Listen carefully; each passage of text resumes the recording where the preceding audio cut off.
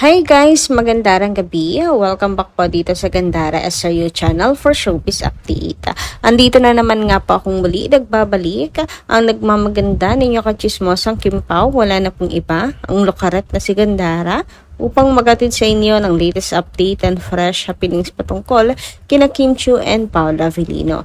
And syempre, hindi pa rin po tayo tapos. Ang ating pag-uusapan ay patungkol nga dito sa isiniwalat ni Darren sa ginawa po nila Kim and Paolo. So, iba si Darren, may pangbubunyag. Yan ang masaya natin pong balita ngayon kasi talagang ang Kim Pao po is out ng talaga. Pero bago po ang lahat, sa mga di pa nakaka-subscribe sa ating channel, nais po ba ninyo na mag-updated at ma-notify tuwing may bago tayong chika at balita hinggil sa Kim Pao? Ayan, i-click nyo na po ang ating subscribe button at notification bell na nandyan sa baba upang kayo mag-updated at ma-notify kapag may bago tayong chika at balita kina Kim and Paolo. Nasa tamang channel po kayo, kaya wag na kayong mag-atubili. Basta mga balita na may kinalaman kina Kim Chiu and Paolo Avellino, sagot na natin yan.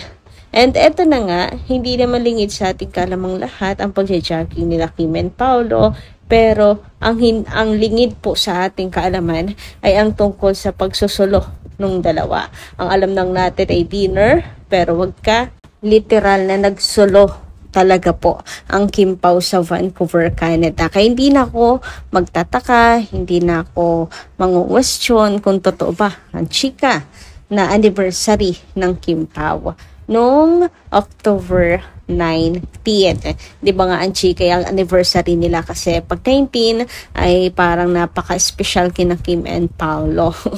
Kaya ayun, di na ako magtataka if true yung balita na yon kasi nga ito at panay po ang pagsusolo nilang dalawa pala talaga po sa Vancouver. Ito pa ang patunay ni Darren na talagang nagsulo. Sina Kim and Paolo pa daw mismo ang naglapag ng ebidensya.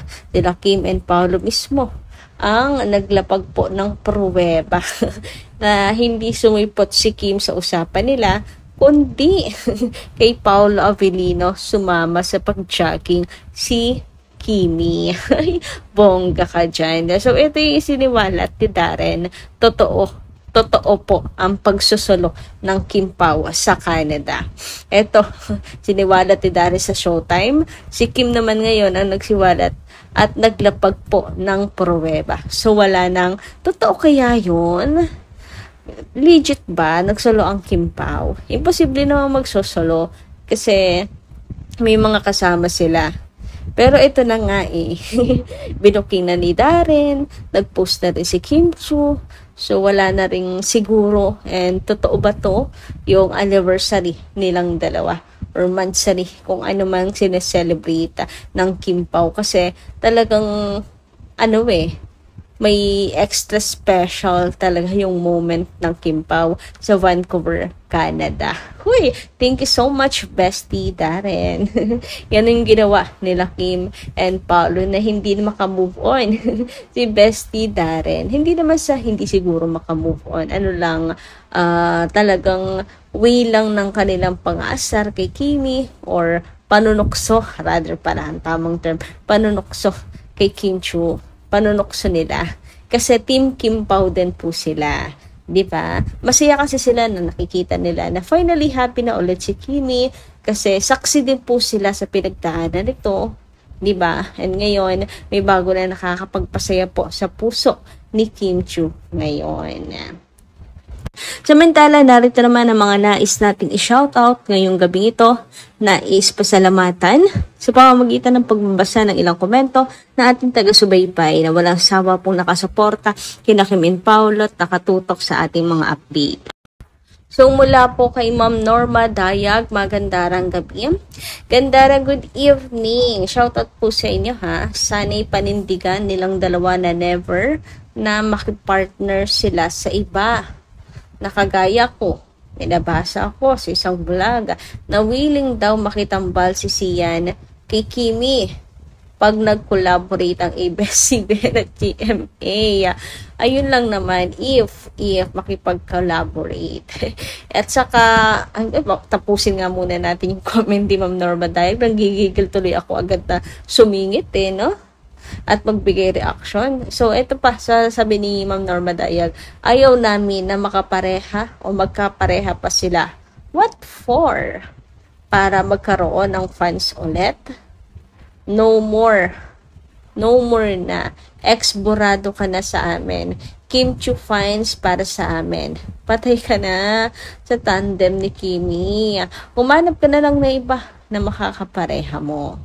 Kim Pao, panindigan mo yung sinabi ninyo na di na kayo makikitambal sa iba. Kayo na lang.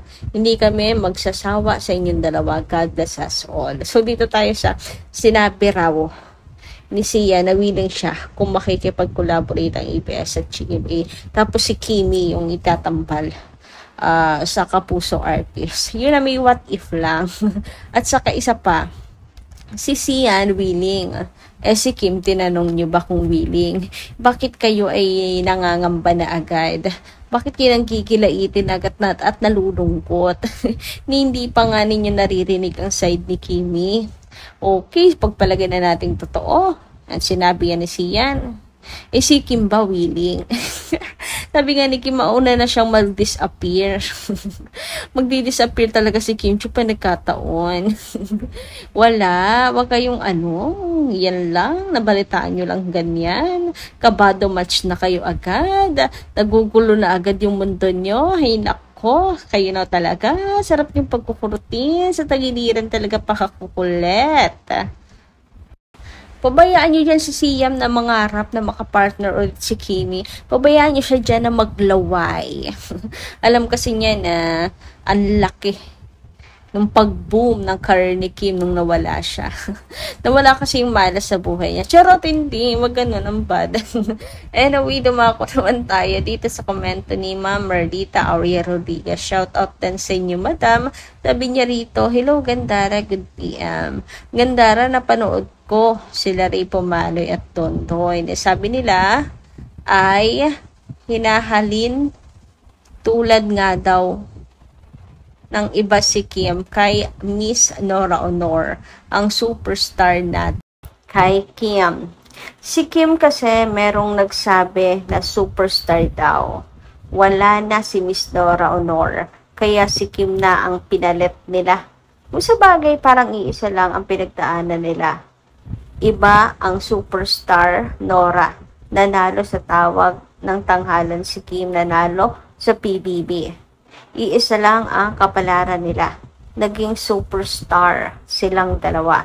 Kaya nga daw, yung ibang Noranian ay lumapit sa Kim Pao, nadagdagan ang Kim Pao. Di lalong iiyak ang mga bashers, tutulog-tulog.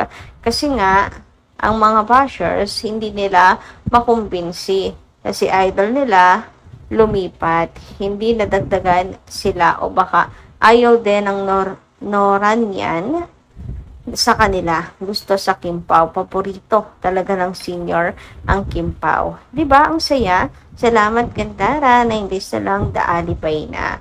Ayay, nakakatuwa naman po marinig na positive yung yung feedback tungkol sa halintulad kay Kim. Kaya sa ating national artist na si Miss Nora Honor. Usually kasi diba, lola po yan ni Janine.